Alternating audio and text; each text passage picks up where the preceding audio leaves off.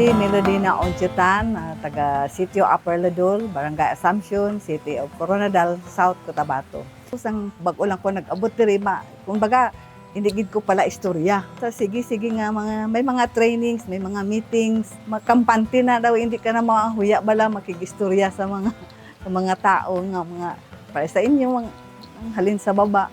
Every time may mga activities ang barangay. Tapos makita po siguro sang tao nga permi lang active kung bala sa barangay kung anong mga activities dito. Te ara gid. Tapos amo to na daw na pilian sang tao. Bilang isa ka leader, gina-post namon sila nga mag-intra, nga mag-upod sa mga training kay para may mga source of income naman sila. Ang mga challenges gid namon inang kay may mga time abi may mga kababaihan man nga gihapon nga hindi gid sila abi nang may sarili sila nga hindi mo gid sila ma-push, hindi mo sila mabutong, hindi na gid bala ka-eskwela, may ara man nga subo nga wala pa naka-eskwela so, di amo nang hindi mo gid sila ma-push. Ang ginahimo na lang namon daw ginakadtuan na lang sa mga balay nila, gina-encourage gid nga maski na lang sa pag-attend sa mga meetings, mga trainings, gina-try gid namon sila ipus at least ba daw makuan sila nang ma-expose ang ilang kuan sarili.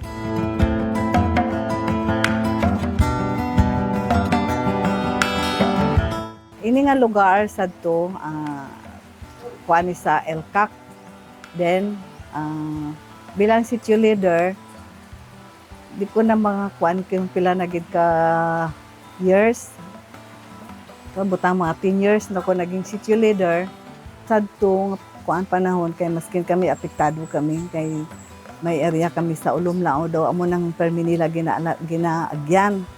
Tapos daw siyempre kung mag-agi na sila daw kuan man kay siyempre mga armado mo di daw mataha ka man. Apektado gid sir kay imbis nga para sa imo nga pamilya makibot ka na lang may mag-abot sa imo nga love letter. Mga ayo. Siyempre imbis para sa imo nga pamilya kay madlok ka man, hatag mo na lang. Damo-damo na gid sang nabulig ang 4K sa amon. Una-una ang trainings. Sa mga trainings, kay isa po ko naka-training, at least ang imo nga kaalaman daw makuan siya, daw magbugtaw ba. Tapos sa mga project, sa mga seeds, sa mga fruit trees, karon okay na ang kaluyan ang mga fruit trees na mga halin sa 4K.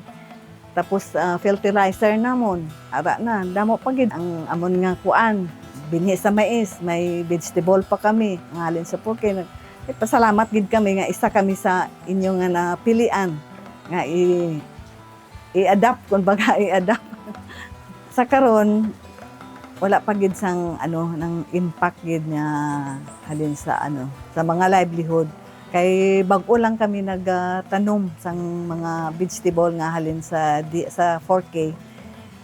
Ang mga fruit trees daw bag-o pa man sila wala pa man. Gina-encourage namon sila nga every maskin na lang sa ilang balay, sa ilang house, sa ilang backyard, maka-garden sila. Kay at least instead nga magbakal sila sa marble, dira na lang nila kwaon sa ilang balay kapos sa ilang tanom, sa ilang garden, tapos safety pa ang ilang mga gulay, ang ilang mga consume.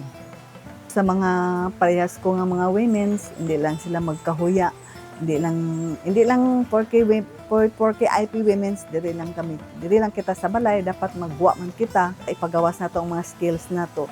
Ang para sa naman sa 4K, sa amon nga mga farmers, dapat kung ano gid ang maabel nga mahatag halin sa 4K kinahanglan hatagan gid namon inasang value kinahanglan ikuan gid naton itagaan naton value kumbaga hindi lang kita magtinamad na lang para maglambo para magnami man ang atong ma-improve man ang atong pangabuhian. Ang vegetable gulay ginagmay man tuod pero permanente ang imong income kay every depende sa tanom mo kung ano man ang tanom mo, dali lang siya ma-harvest, dali lang mabaligya. Diri sa Barangay Assumption, kung tutuusin kulang gid ang supply sang vegetable. So dapat kita nga mga farmers, members sang Assumption Farmers, pinaagi sa bulig sang 4K, tagaan tagid na sang tagaan tagid sang anong value nga para magkaayuhan man, di man para gid sa ila, para man sa aton kaayuhan sa pamilya.